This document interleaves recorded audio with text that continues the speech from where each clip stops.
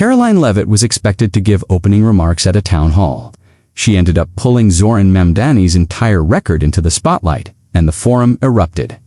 The event was framed as a policy exchange.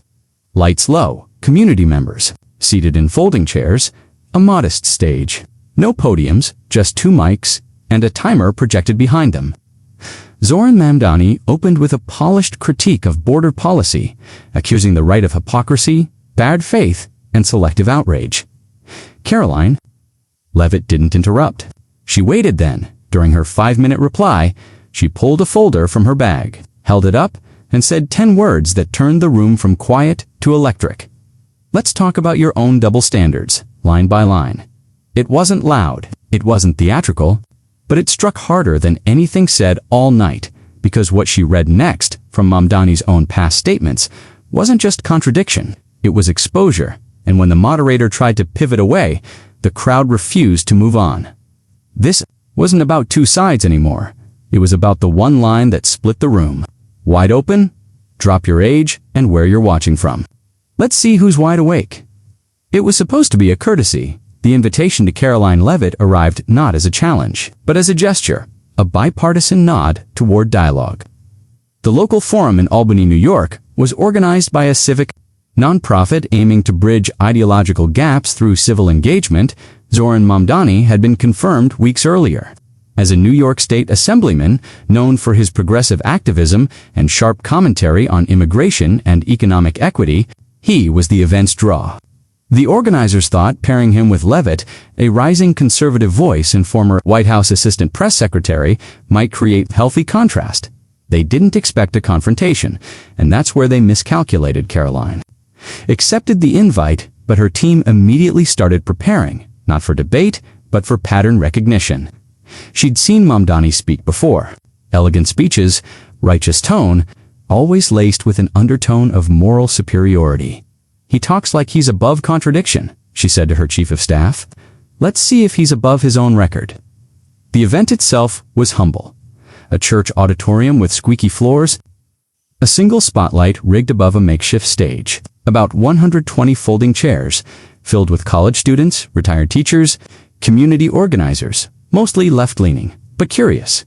The format was straightforward: opening remarks, 5-minute rebuttals, cross-questioning, and a final reflection. Mamdani arrived in a blue sweater, warm and confident, flanked by 2 young aides carrying notepads and printed data.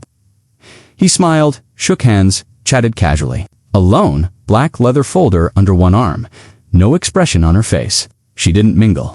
She found her seat, observed the moderator, a former city councilwoman trying to maintain neutrality, welcomed the audience and emphasized the tone of the evening. Tonight is about ideas, not insults, about understanding, not owning. The crowd chuckled. Mamdani smiled. Let's keep it productive, he added, microphone in hand. We have enough political theater already. His opening remarks were what you'd expect, impassioned, articulate, filled with statistics and personal anecdotes. He painted immigration enforcement as a form of modern-day suppression and accused conservative leaders of weaponizing fear. They cry about borders, he said, but go silent on economic policy that displaces people in the first place. Asterisk, scattered. Applause, nods to attendees live streaming from the back whispered, he's cooking. Karoline waited. She didn't interrupt, didn't roll her eyes, didn't even scribble notes. But the moment she was handed the mic, the room's energy shifted. No preamble, no polite throat clearing. She opened cold. Mr. Mamdani, I agree with your premise. Hypocrisy is a problem. Let's look at yours. Then she placed the leather folder on her lap, unsnapped the button, and pulled out a printout. Not a speech, but a stack of statements, publicly documented, sourced, and time-stamped. In 2021, you condemned the use of ICE detainers on undocumented workers, called it a violation of dignity. A year later, you sponsored a housing bill that included provisions allowing local law enforcement to verify residency status and report it. Mamdani blinked. A few audience members shifted. You said federal immigration law is unjust. Yet you worked with city officials to request federal funds for border technology, the exact kind used to identify and flag migrant crossings. Now, Mamdani leaned forward, as if to interrupt, but Karoline kept going. You accused conservatives of racial profiling. Yet in your February op-ed, you defended New York's bail reform after data showed disproportionate impact on low-income minority communities simply because it fit your political branding. The moderator looked nervous. Miss Leavitt, let's allow Mr. Mamdani to respond. He will, after I finish this page. That's when the room got tense, because it wasn't just what she was saying, it was how calm she was saying it. No emotion, no gloating, just receipts. Mamdani cleared his throat, looked to the moderator. These are cherry-picked. These are your votes, your words, not cherry-picked, just lined up. A silence settled. The moderator tried again to de-escalate. Perhaps we can revisit this during the rebuttal period, but the room didn't move. They didn't want to pivot. They wanted to hear more. And for the first time all night, Mamdani looked cornered. He hadn't expected to be challenged on specifics. Not here, not in this format, not by her. But Karoline wasn't reading from a speech. She was building a timeline, one that led not just to contradiction, but to intentional contradiction. Opportunism masked as principle, and the audience, which had come in expecting a firebrand conservative to play defense, was watching her do the opposite. She wasn't playing defense at all. She was flipping the lights on, and no one, not Mamdani, not the moderator, not the forum organizers, was ready for what was coming next. The crowd wasn't supposed to get involved. The event had been carefully framed as a listening forum. No chants, no jeering, no audience interaction beyond polite applause. But the moment Karoline Leavitt laid down her fourth example, the temperature in the room shifted like someone cracked open a hidden furnace. She read one more, quote, dated, underlined, and highlighted. We must dismantle all systems that criminalize migration. Then she lifted her eyes, meeting Mamdani with precision. And yet, 2 months after that, you signed a joint resolution with the NYS Municipal Coalition, endorsing the expansion of low-friction compliance reporting tools. The very systems you say must be dismantled. Now the murmurs began, the kind that ripple low across a room, almost like wind skimming over grass. In the third row, an older man leaned toward his daughter. I remember that bill. 2 seats behind him, a Columbia grad student whispered to her friend, wait, is that real? Mamdani sat back in his chair, expression shifting, not angry, calculating. He took the mic slowly, nodding like a man about to explain something difficult to a child. Context matters. Karoline, policymaking is iterative. It evolves with coalition demands, shifting data. Then say that, she cut in, without raising her voice. But don't sell the public a revolution while negotiating a committee compromise in the dark. The moderator raised a hand between them, visibly tense. Let's give Assemblyman Mamdani a chance to finish. No need, Mamdani said, his voice cooler now. Let's not pretend this is anything but political theater. The audience stiffened. It was a misstep, because they hadn't come for theater. They'd come, many reluctantly, for truth. And in that moment, what many realized was that Karoline wasn't playing to the cameras. She wasn't grandstanding. She wasn't selling anything. She was revealing from the front row. A woman in a blue scarf raised her voice. If this is political theater, then why is everything she's saying coming from your own record? The moderator tried again. Ma'am, we asked that audience comments be held until the no. Another voice added, this time from the back. Let him answer that. Now it was slipping. What began as a controlled policy exchange was becoming a raw civic confrontation. And Mamdani, usually so fluent, so rehearsed, was starting to look like a man cornered by receipts, not opinions. He leaned toward his mic.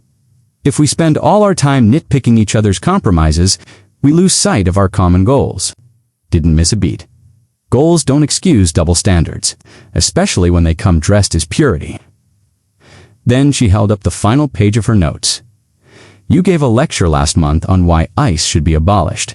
But when your own district dealt with a fentanyl trafficking case, you praised local law enforcement for their swift coordination with federal agents. Another stir from the crowd. A college student near the aisle stood up slowly, nervously, and asked, is that true? Mamdani didn't respond. He looked at the moderator, then back at Karoline. You came prepared to weaponize every inch of this forum. I came prepared to tell the truth, she said. Even if it makes you uncomfortable. The silence. It was heavy now. The moderator called for a short recess. claimed the mics needed a reset, but everyone in the room knew. The mics were fine, it was the control that was broken. In the hallway during the break, people huddled. Some students argued over how policy nuance gets lost in public debates. Others, including longtime voters who'd supported Mamdani, whispered that it didn't look like she caught him off guard. She didn't ambush him, one attendee said. She showed her homework. He just didn't bring his. Karoline stood by the coffee table, alone. No staff, just sipping water, waiting, and he was in a side room with his aides, one of whom looked visibly distressed, flipping through their prep binder. It was only halfway through the night, but already, the forum had erupted, not in shouting, not in chaos, but in realization. It wasn't about partisanship. It was about the credibility of someone who had built an image on moral clarity and now found himself blinking under the light of contradiction. The folder was still open. Karoline had returned to her seat during the recess, but she hadn't tucked the papers away. They sat on her lap like an unsheathed blade, not swung recklessly, but ready for precision. Mamdani returned to the stage slower than before. Gone was the casual confidence. His stride now carried hesitation, not obvious but visible too. Anyone watching for it, the moderator reopened the forum with a brittle smile. Let's resume with our cross-question round. Each participant may ask one direct question to the other and allow for a full response. Mamdani took the first turn. He steadied the mic and asked his question not to challenge, but to reframe. Karoline, what would you say to the immigrants in my district who hear your party call them threats, who listen to leaders you support, call their homes invasions? Doesn't your rhetoric have consequences? A murmur of agreement from his side of the audience. Heads nodded, phones lifted. Karoline didn't flinch. Words do have consequences, she said. So let's be careful whose we're quoting. She reached into her folder, pulled out one more page. It was printed in bold font, highlighted in yellow. Is from your March interview on the Know Your Rights podcast. There is no such thing as illegal people. There is only illegal policy. She let it hang. Yet 2 weeks later, in a closed committee meeting, and I have the notes from someone in the room. You asked the Department of Buildings whether they could expedite removals of undocumented families living in unsafe rental spaces, citing public risk exposure. This was betrayal, at least, to the people who believed Mamdani's rhetoric had no backroom exceptions. That quote never aired publicly, Karoline continued. But those families were evicted. Some were part of the same advocacy coalition you posed with in September. Mamdani leaned toward the mic. You're using partial data from off-the-record briefings. That's not the full story. Karoline calmly. Then tell the full story. He didn't single quotes, and instead, he pivoted, is what the right always does. You find one technical inconsistency and blow it up to erase our entire framework of justice. The words were practiced, but the room wasn't buying it like before, because something had changed, not just in the facts, but in the framing. Karoline didn't look like an outsider anymore. She looked like a prosecutor, and Mamdani didn't look like a visionary anymore. He looked like a man cornered by his own edits. That's when Karoline asked her one question, not for debate points, but for clarity. Zohran, when you go to rallies and say no human is illegal, and then go into policy rooms and flag undocumented tenants for removal, who are you speaking for? The movement or the machine? That line landed like thunder. There were no cheers, no gasps, just a sudden, heavy silence, the kind that follows a truth no one expected to hear so plainly. Mamdani sat still, not blinking, not nodding. The moderator looked between them, unsure whether to intervene or let it breathe. Finally, Mamdani leaned back and said quietly, I'm speaking for the people who elected me. And Karoline, without missing a beat, then you owe them consistency, not theater. It wasn't a punchline. It wasn't designed to go viral, but it did, because within 15 minutes, a clip of that moment, Karoline's question and his pause, was posted on 2 independent journalist accounts and had already crossed 300,000 views. One caption read, She brought a folder. He brought talking points. Another simply said, The revolution doesn't survive transparency. And in that room, something cracked. Not dramatically, not explosively, but fundamentally. This wasn't about left versus right anymore.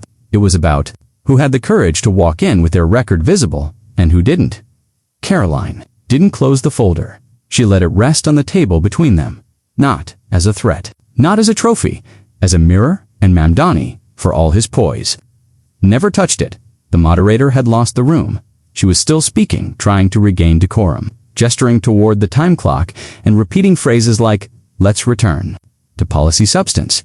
But no one was listening anymore, because something in the room had shifted from observation to ownership. It started with a single hand raised in the front row. A middle-aged man in a denim jacket. He didn't wait to be called on. "I came here tonight expecting to be reassured that my assemblyman had moral clarity. What I got was political gymnastics." The moderator leaned forward, flustered. "Sir, we're not at the audience participation portion yet, then skip to it," the man replied. "Because I'm not leaving without a straight answer." Scattered applause. Karoline said nothing. She sat back, eyes focused, unsmiling, ready. Mamdani leaned forward. "It's easy to pick apart the messy work of governing when you've never had to build coalitions. But that's when the second voice cut in. A young woman, maybe 9, stood up with her phone still recording. "That's not what you're being accused of." She didn't say coalition building was wrong. She said, "You're playing both sides and hiding behind slogans." This time, the crowd did gasp, not because of volume, but because the charge had just come from someone who looked like his base. Now hands started rising. Dozens of them. The moderator, overwhelmed, sighed and tried to bring it back. "We'll take 2 questions." "No," a woman near the back shouted. "We've listened for an hour. Now it's your turn to listen." What followed wasn't a shouting match. It was sharper than that. It was a chorus of pointed, informed confrontation. "Why did you call for ICE abolition, then praise a federal raid in Astoria? Do you stand by your support for bail reform after the murder case involving a released offender? Why didn't you vote on the municipal housing protection bill if you support tenant rights?" Each question came with receipts, actual facts, dates, committee names. This wasn't a mob. It was a reckoning. And Karoline, she sat still, didn't gloat, didn't interrupt. She just watched, because this wasn't her moment anymore, it was theirs. For the first time, Mamdani looked less like a politician and more like a professor under review by his own students. The confidence gave way to defensiveness. His hands twitched, his eyes flicked toward the moderator, toward his aide. "We're out of time, we're not," someone snapped. "We're just out of patience." The moderator tried to pivot again, but the event had gone off script. The next voice came from a Latina nurse seated with her daughter. "I voted for you because I thought you meant what you said. But when I got evicted and your office told me the laws were too complicated, I realized your compassion ends where your convenience begins." Silence. Mamdani looked shaken. He reached for the mic again, tried to speak, then set it back down. The aide behind him, young, flushed, whispering something fast, urged him to respond, but he didn't. He folded his hands, pressed his lips together, and then, for the first time all night, Karoline spoke just once. "You can only lead people if you're willing to face them." It wasn't smug. It wasn't performative. It was truth. The kind of sentence that hits harder than a punch, because it can't be spun. By the time the moderator declared the event over, no one moved.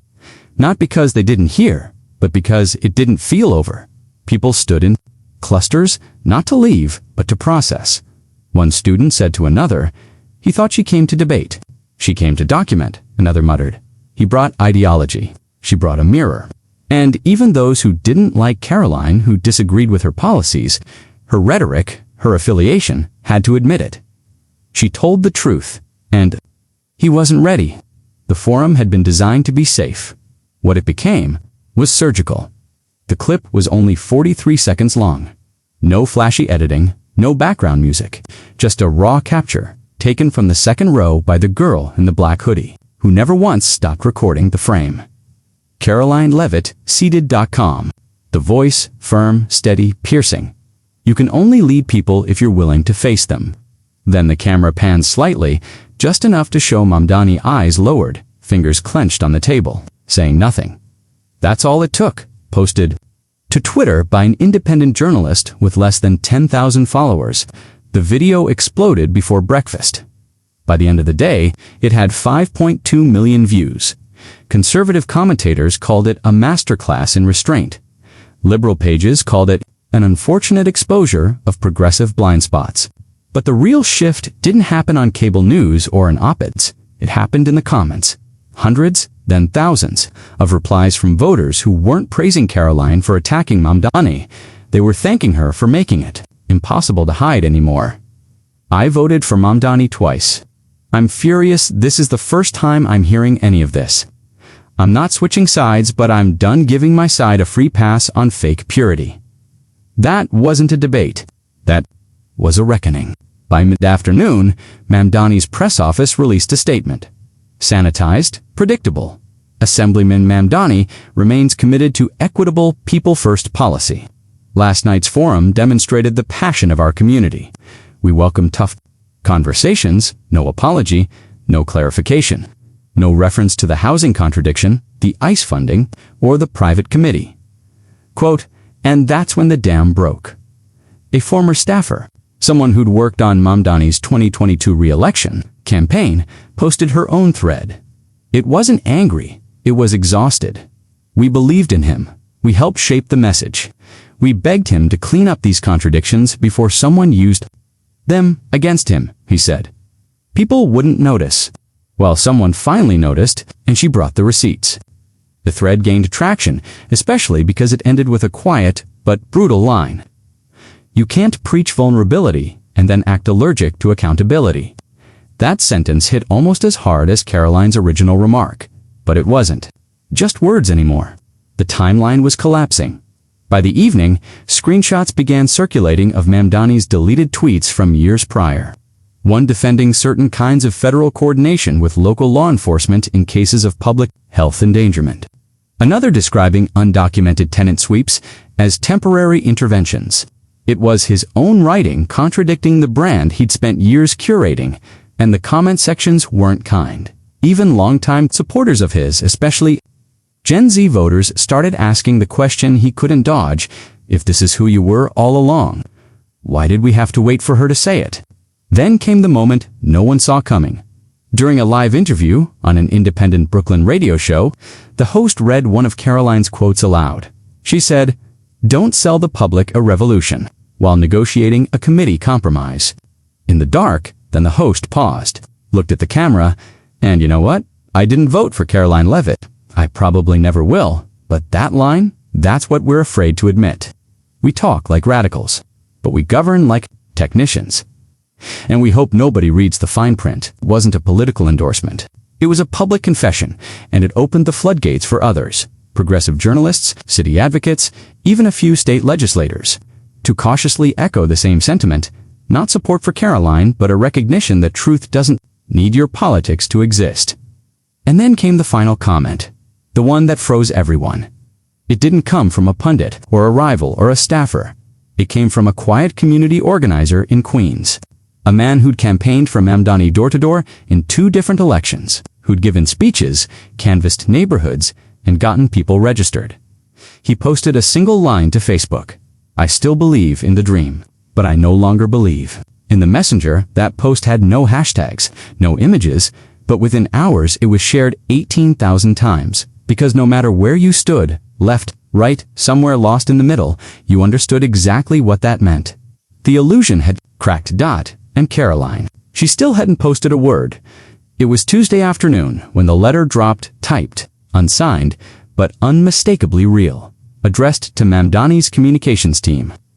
Leaked to a small but respected progressive publication that had always been friendly to his campaign, the headline read, "Internal Resignation. Mamdani loses trusted campaign advisor over forum fallout." The advisor was never named, but the language, tone, and timestamps made it clear to anyone who knew the circle, it was Layla N., his longest-serving message strategist and one of the architects of his grassroots credibility.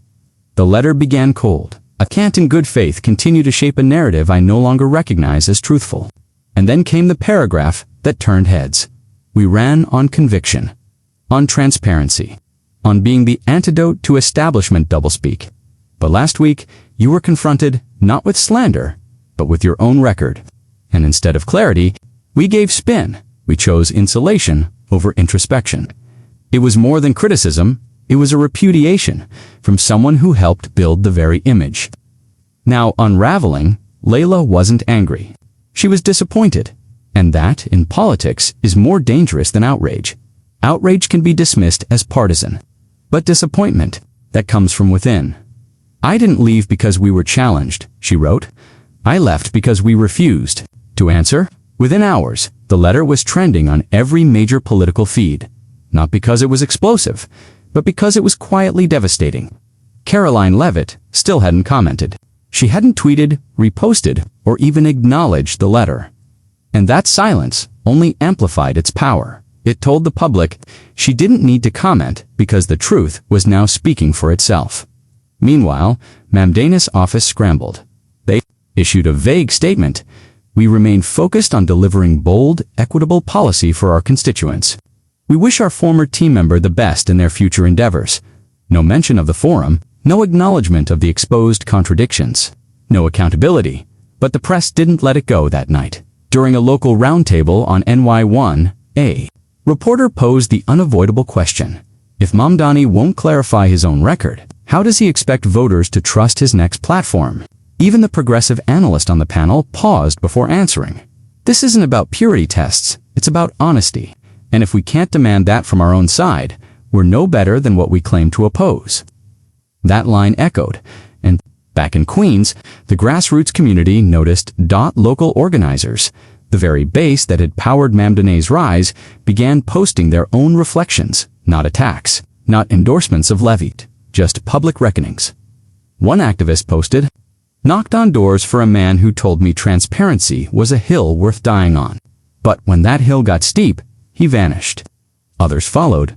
"We asked for revolution. We got contradiction. It hurts more when it's your own side." Respect to Karoline, she didn't dodge. She delivered. And the momentum wasn't stopping. Karoline was scheduled to speak at a university in upstate New York 2 nights later, originally planned as a policy lecture on Gen Z political engagement. Instead, the Q&A was dominated by questions about the forum. Did you plan? That ambush. What was your goal? Why didn't you post a victory clip? Karoline stood behind the mic, calm, neutral. It wasn't an ambush. It was a reminder. She paused. We're not entitled to our brand. We earn it, or we lose it. That quote trended again, not because it was new, but because it captured what Layla's letter, the radio show, the Facebook post, and the entire public response had all circled around Mamdani. Didn't lose the debate, he lost the benefit of the doubt. And in today's political culture, once that's gone, it's gone. A Brooklyn council member, who had previously praised Mamdani as the conscience of the assembly, quietly unfollowed him on Twitter. That same night, she posted a single sentence with no names. "Conviction without consistency is just branding." It was shared over 25,000 times. The clip was replayed dozens of times on television, and even more in classrooms. Not because it was loud, not because it was dramatic, but because it did something rare. It quieted people. Karoline Leavitt never raised her voice during the forum. Not once. She didn't shout. She didn't sneer. She didn't gloat. She presented. And that's what stunned the country. For weeks, political debates had been saturated with noise, with people yelling over each other, clips cut for ragabait, sound bites engineered for virality. But when Karoline spoke, she did something different. She made contradictions sound undeniable, not by volume, but by clarity. You can only lead people if you're willing to face them. That line played on a loop across every platform. Wasn't just about Mamdani, it was about every official on both sides who had built a brand, but forgotten the weight of their own words, and that's why it stuck. Not because Karoline won, but because she refused to play the game. Her silence after the event became its own kind of force. No celebratory tweet. No dunk post. No quote -retweets. She didn't need to say anything else, because the forum had said it all. Even her critics admitted it. "I disagree with her on nearly everything," one progressive blogger wrote, but she showed up prepared. She spoke like someone who respects the public's memory, and she didn't ask us to like her. She asked us to think, and the public did think. The quiet waves continued. Mamdani's approval rating in his district, which had hovered comfortably in the mid-60s, dipped 18 points in 2 weeks. He canceled his next in-person town hall, citing logistical reshuffling. But everyone knew why. Because after what happened on that stage, the idea of facing a room unfiltered had become a liability. A journalist covering the aftermath asked Karoline days later, "Why didn't you celebrate the way politicians usually? Do you dismantled him? You had the moment. Why not capitalize?" Her answer was soft, honest, because it wasn't about him. It was about what people deserve to hear. She paused. "If truth becomes a performance, we've already lost." That final quote didn't go viral. It didn't need to. It landed in quiet places, classrooms, dinner tables, editorial meetings, strategy calls where people were asking a new kind of question. Not who's louder, but who's honest enough to be quiet when it counts. And somewhere in a room without cameras, Karoline closed the folder finally, not as a trophy, as a warning, to anyone. Left or right, who thinks image can outlive inconsistency, because it can't, not anymore. If this one hit harder than expected, hit like, subscribe, and tell us where you're watching from.